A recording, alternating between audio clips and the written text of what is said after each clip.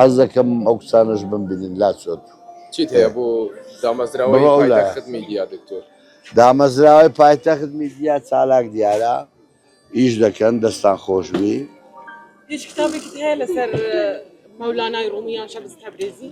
ناوت پەریا پەری کۆمەڵێک شعری مەولانایی بە قافیەی خۆی بە ئەحساسی خۆی زۆر جوان تەرجمەی کردین کردیا پەریا ئیشاڵڵا لە داهاتوو یەک لە کتابەکانم ئەوە دەوێت دێوە لام نسخەکرد بە هەدیە دەبێت. حەز لە مەولانایە؟ زۆر